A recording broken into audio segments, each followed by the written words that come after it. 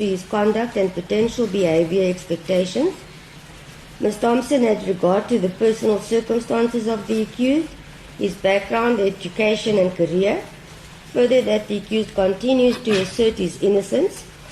Nevertheless, however, he regrets the incident. The report deals with the evaluation of actual and potential harm because of the offences, the seriousness of the offences, as well as, once again, the purpose of the offences.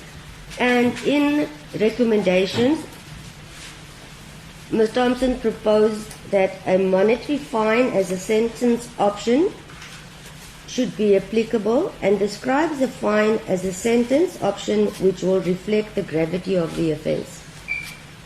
Further suggestions by Ms. Thompson were to restrict the accused person from obtaining a firearm license for a specified period, and that he should be ordered to make a financial contribution to Gun Free South Africa, an NGO focusing on reducing gun violence in South Africa.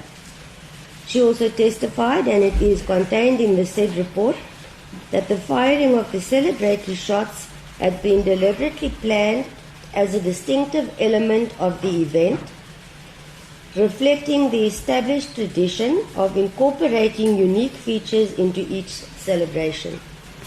She continues to state that the planning does not suggest that the activity was undertaken with the intent to commit an offence or endanger lives or cause damage to property. And as mentioned in paragraph 17.3 of the defence heads of argument now, that the careless and reckless discharge of firearms in a public setting conveys an inappropriate message about gun safety and responsible firearm use. Now, in this instance, it was mentioned that particularly when a prominent leader exhibits such conduct. The court agrees with this submission. Further, the court agrees with the submission by the defense that the actions of individuals in positions of influence are likely to be emulated by their supporters, thereby warranting what is perceived to be more severe assessment of their behavior. However, the defense then proceeded to state that the behavior of the accused, indeed once again reiterated, did not cause harm to person property, and the court was then requested to consider that the said firearm in question was returned to the lawful custodian promptly, and that the celebratory shots were fired in a very short space of time, and that the accused had not loaded the ammunition personally. Further, that the accused had obtained the firearm from an individual, most likely affiliated with tactical security services. On this aspect, and on certain aspects raised by counsel yesterday, it's clear this aspect was dealt with in judgment. It refers to the merits, and when we deal with leave to appeal application, it is when the court will hear the merits.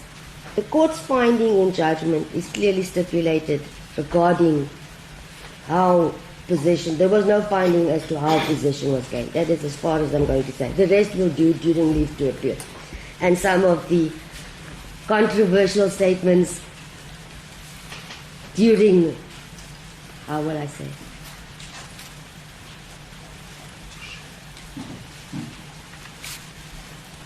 reply by replying counsel.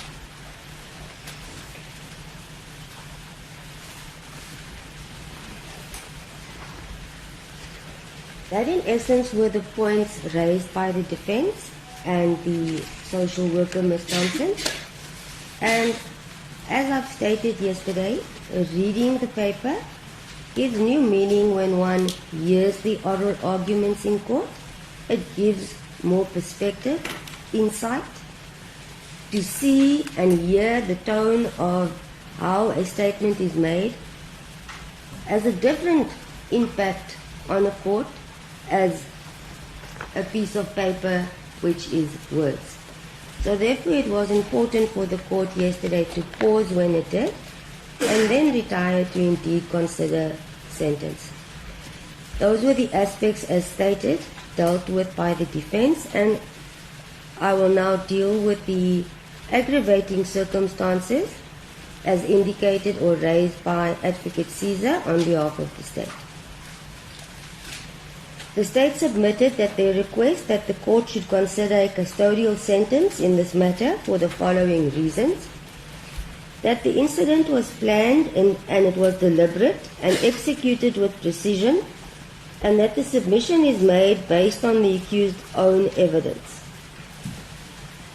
Also on this aspect, I would say we will deal with the merits once we reach that point. Further, that it was a collective decision made by the EFF's leadership, and that it